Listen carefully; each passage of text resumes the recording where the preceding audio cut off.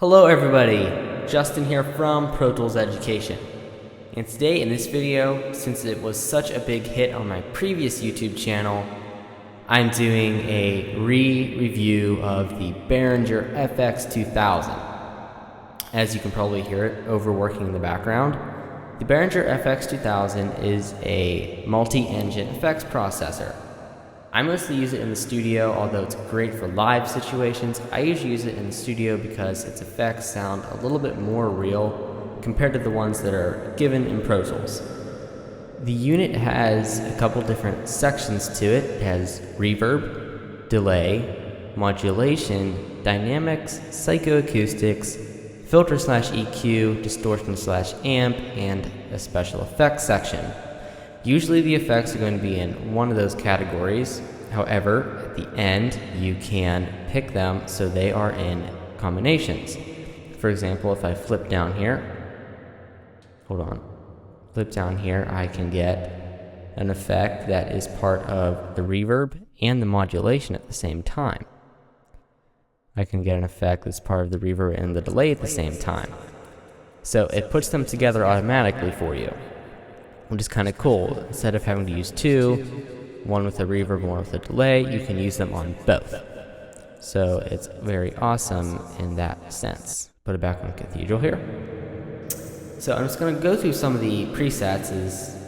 That video was super popular on my other channel, so I'm just going to flip through some of the presets here. Okay, this is Cathedral. Of course, every setting has multiple different parameters you can change. There's up to 8 parameters that you can change on every effect, so you have lots of options. This is the plate reverb. Plate, you can adjust with some of the settings here. We have the low cut. What else? Tons of things. We have bass and shred control, as well as a pre-delay, decay, dampening, everything. There's a ton of different things you can do with it. This is the hall. Kind of short. Let's go ahead and make it a little bit bigger here. Okay, there. It sounds a little... No, it doesn't. Okay, well, there you go. You get the point. Okay, we have a room. Kind of a basic setting. Pull the decay down a little bit. There you go.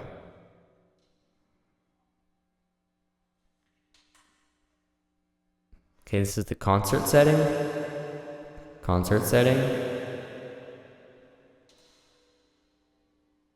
Okay, yeah. So it's a longer concert setting and a shorter concert setting. Studio, kind of a big one. Yeah, let's pull that down a little bit. A little bit smaller. Stage, I like this one. Stage, nice and big, nice and roomy. Sounds real. I like it. Let's go ahead and go to spring.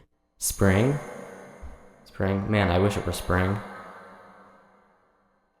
Ambient. Alright. We have this one. We have a gated reverb here. Some of these are abbreviated on the screen because the screen's not that big, so I really don't know what they are. They do send you a user's manual with the unit that goes over what all the effects are, but if you don't have it handy on you, you're pretty much screwed to understand what they are. So this is a gated reverb. Again, it's abbreviated, you can barely understand what it is. Kind of cool though. Okay, now we're on to the delays. We have a delay here. Delay. I love these. Echo. We have an echo. It's kind of a repeating thing. It's kind of cool. Ping. I've annoyed my parents so many hours with this one. Ping. Endless hours of fun with that. We have a chorus. There you go. I'm not going to sing for you. Okay, we have a flanger here. Kind of cool robotic kind of business going on. Tons of different flangers after that. We have some kind of a phaser here, kind of robotic. Another one. They have quite a few different ones. This one's really fun. It is a pitch thingy. Let me push it up. There you go. That's with it pushed up. That's with it pushed down. So you can do tons of awesome things with this.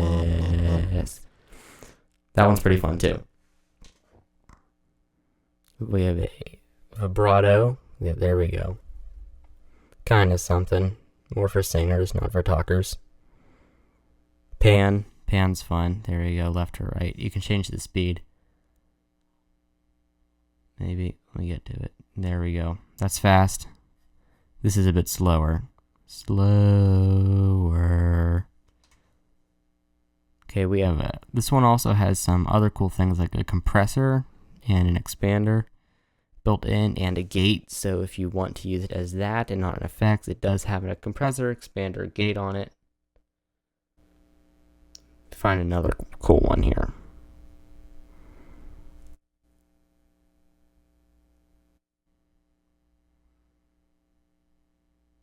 Okay, this does have quite a few EQs to it. It has a graphic EQ and a parametric EQ, along with a couple others, I know that. Okay, and we have a lot of cool distortion things down here, so that's one. Okay, we have this one. Kinda cool. Alright, we have, again, they're abbreviated, so I do not know what it is. Oh, G amp, guitar amp, I'm stupid. We have fuzz. Speaker. Now, this is cool because you can change the speaker. All kinds of different cool things. They have 8 different types of speakers. What they are is in the owner's manual, which I obviously don't have in front of me at the moment. Okay, we have... Oh, this is a cool one. Very interesting. Lo-fi. Classic lo-fi crap. Vinyl, so it kind of sounds like it's a vinyl thing.